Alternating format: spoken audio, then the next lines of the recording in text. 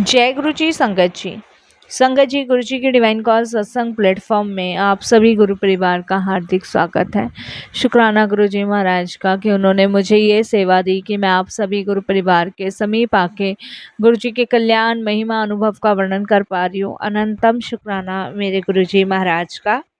संगत जी, आज का जो सत्संग मैं आप सभी के साथ शेयर कर रही हूँ वो कविता आंटी का सत्संग है। बहुत ही प्यारा, बहुत ही ब्लेसिंगफुल सत्संग है।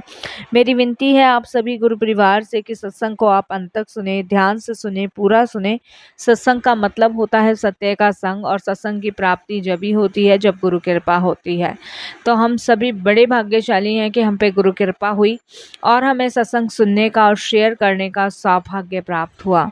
साथ संगत जी, हम सभी जानते हैं जब भी जीवन में दुखों का अंधकार आता है तो हमें बचाने के लिए गुरुजी महाराज तत्पर खड़े रहते हैं। वो हर परेशानी, हर दुख से हमें बाहर निकालते हैं। संगत जी, जीवन में अगर हमारा कोई अपना है तो वो हमारे गुरुजी हैं। आई होप आज आपके इस सत्संग को सुनने के बाद आपको भी गुरुजी हर दुख, हर परेशानी से बाहर निकालेंगे और अपनी ब्लेसिंग्स से नवाजेंगे। तो प्लीज़ संगत जी, सत्संग को अंत तक सुनिएगा, ध्यान से सुनिएगा, पूरा सुनिएगा और गुरु जी का शुक्राना ज़रूर कीजिएगा। अगर सत्संग पसंद आए तो इसे लाइक कीजिए, चैनल को सब्सक्राइब कीजिए, वीडियो को शेयर ज़रूर कर दीजिएगा और बेल आइकन दबाना बिल्कुल भी नहीं भूलिएगा। जब भी कोई लेटेस्ट सत्संग आएगा उसका नोटिफिकेशन आपके पास आएगा। तो चलिए संगत जी, करते हैं स्टार्ट गुरु जी महाराज का सत्संग। ओम नमः शिवाय, शिव जी सदा सहाय। ओम नमः शिवाय, गुरु जी सदा सहाय। जय गुरु जी संगत जी। संगत जी, सबसे पहले गुरु जी महाराज के चरणों में कोटि कोटि नमन। सारी संगत जी को जय गुरु जी। अनंतम अनंतम आज गुरु जी महाराज का मैं शुक्राना करती हूँ कि उनकी कृपा, उनकी ब्लेसिंग, उनके आशीर्वाद से आज मुझे मौका मिला। संगत जी, मैं सत्संग की शुरुआत गुरु जी के मंत्र जाप से करूँगी। ओम नमः शिवाय, शिव जी सदा सहाय। ओम नमः शिवाय, गुरु जी सदा सहाय। संगत जी, मैं गुरुजी की बेटी कविता अपने आप को और अपने सत्संग को गुरुजी के चरणों में समर्पित करते हुए अपने सत्संग को आप सभी के साथ साझा कर रही हूँ। संगत जी, गुरुजी की असीम कृपा से आज की जो गाथा मैं साझा कर रही हूँ वो मेरे लिए एक ब्लेसिंग्स है। एक समय ऐसा था जब मेरा हंसता खेलता परिवार बिखरने की कगार पे था। घर में कदम रखते ही ना संगत जी भारीपन महसूस होता था। बेवजह की बहस, छोटी छोटी बातों पर पति और बच्चों के बीच में कलेश, और हर वक्त मुझे गुस्सा ही गुस्सा आता था। ऐसा लगता था जैसे किसी ने हमारे घर की खुशहाली को ना बुरी नज़र लगा दी हो। यकीन मानिए संगत जी, परेशानियां इस कदर बढ़ती चली जा रही थी कि कम होने का नाम ही नहीं लग रहा था। ऐसा लगता था कि शायद हमारे परिवार को किसी की बहुत बुरी नज़र लगी है। परेशानी सिर्फ मानसिक नहीं थी, शारीरिक भी थी। घर का कोई ना कोई सदस्य हमेशा बीमार रहता था। संगत जी, बीमारी ठीक होने का नाम ही नहीं ले रही थी। एक की बीमारी ठीक होती तो दूसरा अस्पताल पहुंच जाता। पैसा भी बर्बाद हो रहा था, समय भी खराब हो रहा था और शरीर भी खराब हो रहा था। डॉक्टर्स के चक्कर काट काट कर ना हमारे पैर घिस गए थे। दवाइयों के बढ़ते बिल जा रहे थे और संगत जी, आप विश्वास नहीं मानोगे, 2-2 हज़ार, 3-3 हज़ार, 5-5 हज़ार का खर्चा। लेकिन बीमारी का कोई ठोस कारण समझ नहीं आ रहा था कि क्या हो रहा है, क्या नहीं हो रहा है, क्यों हो रहा है, क्यों नहीं हो रहा है। दिमाग ना संगत जी चौबीसों घंटे टेंशन में रहता था, डिप्रेशन में रहता था। ऐसा लगता था जैसे मानो जिंदगी अंधेरे में चली गई हो। इसके साथ ही संगत जी, मेरे हस्बैंड के व्यापार और मेरे बनते कामों पर जैसे किसी ने ना ताला लगा दिया हो। ये मेरी ऐसी समस्याएं थी ना संगत जी की, मतलब ये लगा लो, काम 101% तैयार है, बन चुका है, लेकिन आखिरी मौके पे ना संगत जी वो काम ऐसा बिगड़ जाता कि जिसकी वजह से ना पैसों की तंगी की परेशानी बढ़ती चली गई। और जो लोग कभी हमसे मदद मांगते थे, हमें उनके आगे हाथ फैलाने पड़े और ऐसी नौबत आ गई। लेकिन संगत जी देखिए, लोग ना पैसों के मामले में ना कतराते हैं। पैसों से कोई भी मदद नहीं करना चाहता। ये तो कहने वाली बात है कि भाई आदमी सुख दुख में साथ होते हैं, लेकिन नहीं संगत जी, ये बहुत गलत बात है। ये गलत हम सोचते भी हैं कि देखिए दोनों ही वजह है। हम सोचते हैं कि हमारा साथी है, दुख में साथ देगा, लेकिन नहीं संगत जी, जब दुख आता है ना तो ये लोग पीछे हट जाते हैं। मदद तो बहुत दूर की बात संगत जी, इन्हें कोई मतलब भी नहीं होता हम लोगों से। और संगत जी ये लगा लो, ऐसी नौबत आ गई कि सबके सामने ना हाथ फैलाने वाली बात आ गई, कोई फायदा नहीं हुआ। उसी दौरान संगत जी मैं इतनी डिस्टर्ब चल रही थी कि कहाँ से क्या करूं, कहाँ से क्या नहीं निकालूं, कोई रास्ता नहीं समझ आ रहा था। और मैं आपको बताऊं संगत जी, रात को सोते समय ना मुझे बहुत अजीब और डरावने सपने आने लगे थे, बहुत अजीब से। मुझे बार बार ना संगत जी सपने में काले बड़े बड़े सांप दिखाई देते थे, बहुत काले। संगत जी कभी तो सांप मेरे बिस्तर के चारों तरफ लिपटे हुए हैं, तो कभी घर की चौखट पे बैठे मिलते थे। मैं डर के मारे ना पसीने पसीने होकर रात को 3 बजे उठ जाती थी। मेरी रातों की नींद और दिन का चैन पूरी तरह छिन चुका था, क्योंकि संगत जी इतने बड़े बड़े काले सुरख काले सांप कभी संगत जी बिस्तर पे चढ़ रहे हैं, कभी घर में घूम रहे हैं, कभी संगत जी दरवाजे की चौखट पे बैठे हैं। ऐसा लगता था जैसे संगत जी कि पता नहीं मतलब क्या ही हो रहा है, कुछ समझ नहीं आ रहा था। और मेरे को बेचैनी रहती थी संगत जी, सपने देख के डरावने से सपने लगते थे। मेरे को कुछ भी अच्छा नहीं लगता था, ना मेरा कुछ खाने का मन करता था, ना मुझे कुछ भी नहीं अच्छा लगता था। आप यकीन नहीं मानोगे, चौबीसों घंटे बेचैनी, चौबीसों घंटे ये लगता था कि पता नहीं अब क्या होने वाला है, अब क्या होने वाला है, अब क्या हो जाएगा, यही सब दिमाग में रहता था। और संगत जी जब पानी सिर से ऊपर चला जाता है ना, तो फिर आदमी ना इधर उधर भटकता ही है। और जब सिर से पानी ऊपर चला जाता है तो वो भागता है। तो संगत जी हम लोग ना इस कदर भागने लगे, इस कदर भागने लगे कि हमने पंडितों के पास, जोशियों के पास और संगत जी विद्वानों से संपर्क किया। मेरी कुंडली और मेरे घर की स्थिति देखकर सबने एक ही बात कही कि आपके घर में ना भयंकर पितृदोष है। आपके पूर्वजन किसी बात से बेहद नाराज हैं, जिसके कारण ना घर में राहु और केतु का प्रभाव है, जो सपने में बार बार सांप दिखाई दे रहे हैं। वह इसी पितृदोष के कारण होता है और पितरों की नाराजगी का सीधा संकेत है। संगत जी जितने के पास हम गए ना, सब ने यही बात हमें कही, सब ने यही बात हमें बताई। संगत जी हमने पंडितों को बहुत पैसे दिए, जोशियों को बहुत पैसे दिए, उपाय भी बताया, तो पंडितों ने बताया कि जब तक पितृ शांत नहीं होंगे तब तक घर में बीमारियां, लड़ाई झगड़े और काम का बिगड़ना बंद नहीं होगा। और हमने उनकी बात भी मानी कि भाई ये सब तो हमारे परिवार में, हमारी फैमिली में हो ही रहा है, तो आप इसका समाधान बताओ। तो संगत जी उन्होंने हमें समाधान तो बताया, लेकिन समाधान ऐसा कि भारी भरकम उपाय, पूजा पाठ अनुष्ठान बताए और इतने बड़े बड़े यज्ञ करवाए संगत जी, जिसमें करीबन संगत जी 10,000 रुपये लगा। संगत जी खाने का सामान अलग, चढ़ाने का सामान अलग, पंडितों का पैसा अलग, जोशियों का पैसा अलग। मतलब ये लगा लो संगत जी हम तो खाली हो गए, जो बची खुची जमा पूंजी थी ना वो भी सारे उपाय में लग गई। क्योंकि आप जानते हो संगत जी कोई बातों से उपाय तो हो नहीं जाते, और ये पंडितों का तो काम ही यही है कि मुंह फाड़ देते हैं। और संगत जी इन्होंने क्या काम किया, इन्होंने सामान हमें लिख दिया कि तुम सामान ले आओ, हम पूजा कर देंगे। लेकिन जब मेरे हस्बैंड संगत जी सामान लेने दुकान पे गए, तो वो सामान ऐसा कि वो मिला ही नहीं, क्योंकि इनका लिखा हुआ सामान संगत जी मिलता ही नहीं है। आखिर में संगत जी इनको पैसे ही देने पड़े। पैसे दिए तो संगत जी इन्होंने वो उपाय किया, संगत जी नासिक जाकर नारायण नाग बलि की पूजा भी करवाई, मैं आपको बताऊं। और इन्होंने संगत जी पंडितों ने हमें बोला था नासिक चले जाओ, नारायण नाग बलि की पूजा जो करवाई संगत जी, उसमें तो हमारा यकीन नहीं मानोगे 60,000 रुपये लग गया। जगह जगह पे दान पुण्य भी इन लोगों ने हमसे करवाए, इतने दान पुण्य करवाए संगत जी की मतलब मैं बता नहीं सकती, कि हमारे लिए ना सोचना भी बड़ा भारी है। उस दान पुण्य में ही ना करीबन संगत जी हमारा लाखों रुपया लग गया। एक एक आदमी के लिए संगत जी चप्पल से लेके कपड़ों तक का हमने दान किया कि चलो पितृदोष शांत हो जाए हर तरीके से। जैसे पंडित ने हमें बताया संगत जी, हमने वैसा सब कुछ किया, सब कुछ दिन तो सब ठीक रहा, लेकिन संगत जी थोड़े समय बाद स्थिति वैसे से भी बदतर होती जाती। सांपों का सपने में आना बंद नहीं हुआ, बल्कि सांपों का घर में भी आना असलियत में शुरू हो गया।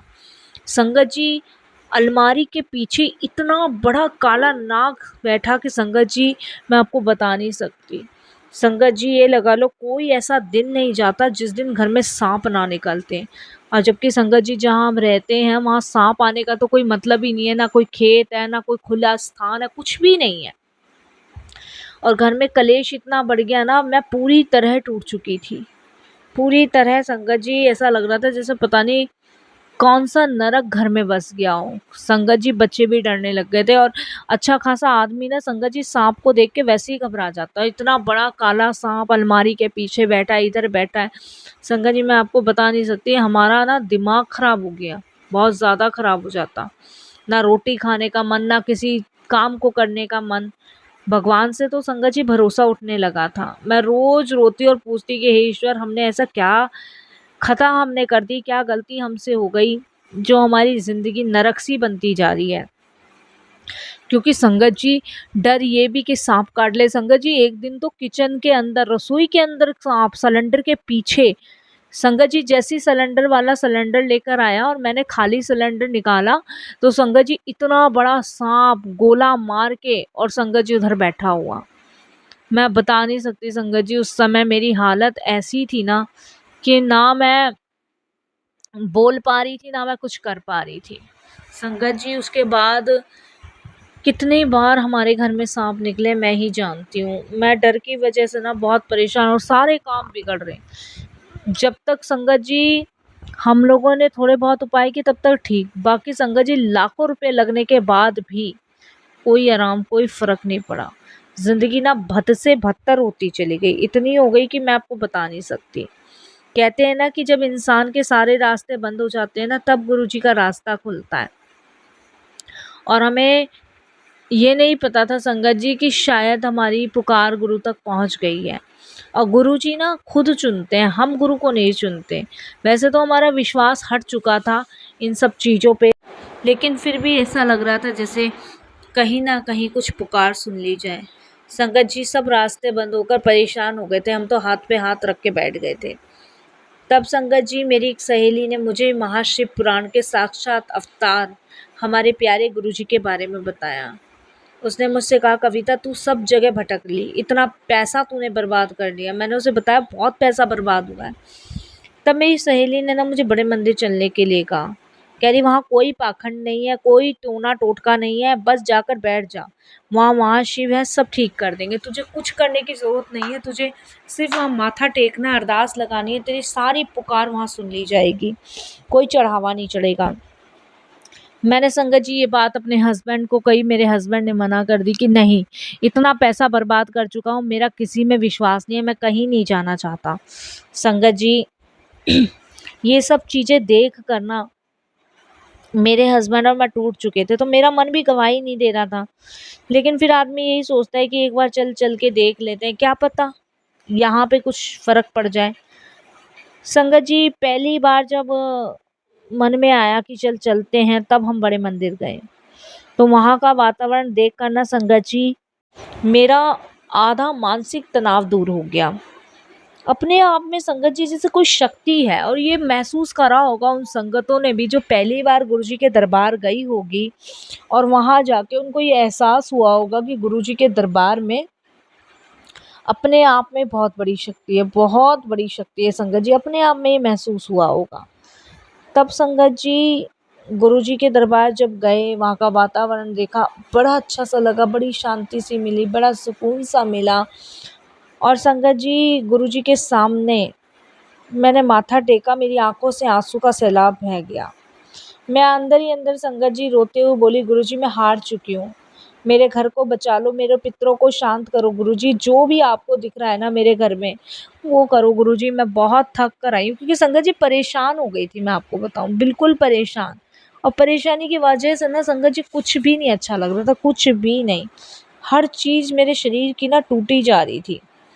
उस दिन मंदिर में लंगर प्रसाद मिला, लंगर खाते समय एक अजीब सी शांति हमें महसूस हुई।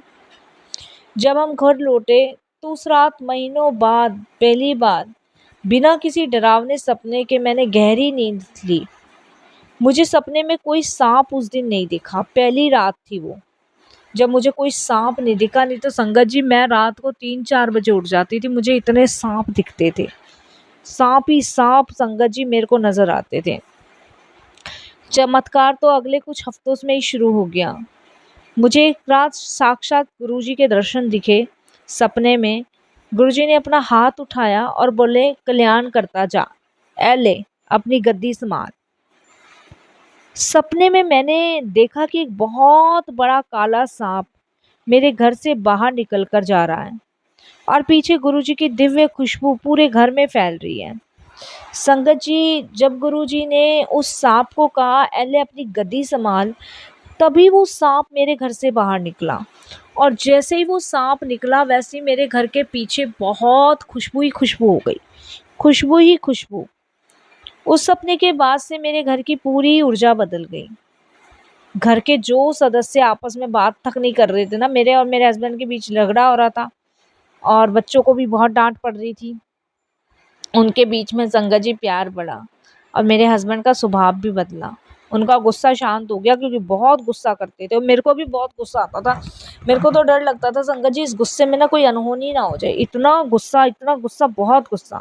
बच्चों की सेहत जो खराब थी ना, वो संगत जी ठीक होने लगी। डॉक्टरों के पास दवाइयों से पैसे जा रहे थे, वो बच गए। मतलब धीरे धीरे ना सारी परेशानियां बंद सी होने लग गई। और संगत जी जो काम बन नहीं रहे थे ना, वो भी बनने लगे। जो सालों से अटके हुए थे वो भी काम बनने लगे, अपने आप बनने लगे। थोड़ी सी पैसों की तंगी दूर हुई। मैं ये नहीं कहूंगी एकदम से हुआ, धीरे धीरे हुआ, लेकिन हुआ।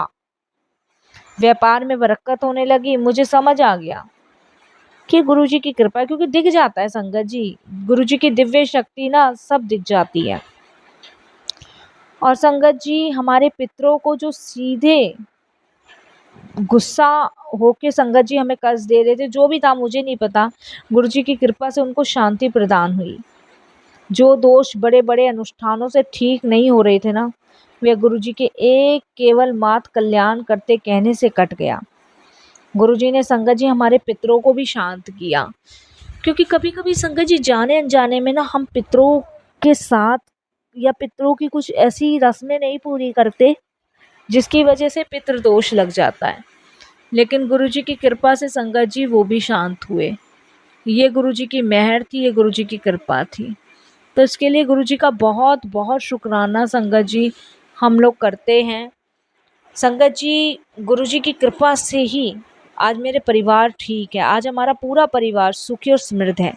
सपने में सांप दिखना तो दूर की बात, अब बंद आंखें में सिर्फ सिर्फ सिर्फ गुरुजी दिखते हैं मुस्कुराते हुए। अब घर में भी संगत जी सांप निकलने बंद हो गए। घर में सांप नहीं निकलते अब। और बड़ा डर लगता था संगत जी। गुरुजी ने हमें मौत के मुंह और बर्बादी से हमें बचाया है। तो इसके लिए तो गुरुजी का मैं तहे दिल से शुक्राना करती हूँ और यही कहती हूँ कि गुरुजी ये सिर्फ आपकी कृपा से ही संभव हुआ। नहीं, हमने नहीं सोचा था कि हम बच भी पाएंगे। मैं सभी संगत से यही कहूंगी कि अगर आपके जीवन में भी कोई परेशानी है ना, पितृदोष है या कोई भी संकट है, तो आप भटको मत, घबराओ मत। बस गुरुजी की शरण में चले जाओ, उनसे अरदास लगाओ, सरेंडर कर दो, समर्पण कर दो। वे सब जानते हैं और सही समय आने पर ना सबका कल्याण करते हैं। यकीन मानो संगत जी, जब गुरुजी महाराज के दरबार में आप उनके पास चले जाते हो ना, तब वो हर परेशानी से, हर दुख से आपको बाहर निकालते हैं।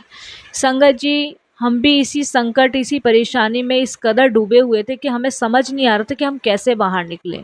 लेकिन आज गुरुजी की कृपा से हम हर परेशानी, हर दुख से बाहर निकले हुए हैं। ये गुरुजी की मेहर है, ये गुरुजी की ब्लेसिंग्स है, ये गुरुजी की कृपा है, जिसके लिए गुरुजी का अनंतम अनंतम शुक्राना तो हम सभी करते हैं। और मैं यही कहूँगी कि गुरुजी ऐसे ही आप अपनी शरण, अपने चरण, अपने चरणों से जोड़े रखना, हर संकट से बाहर निकालते रहना।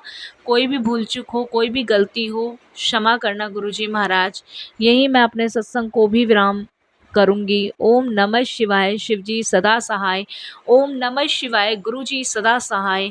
जय जय गुरु जी, धन धन गुरु जी, वाह वाह गुरु जी, शुक्राना गुरु जी, अनंतम अनंतम आपका शुक्राना, तहे दिल से शुक्राना। अपनी शरण में, अपनी कृपा में, अपने चरणों से हमेशा गुरु जी महाराज ऐसे ही लगाने रखना। ओम नमः शिवाय, शिव जी सदा सहाय। गुरु जी।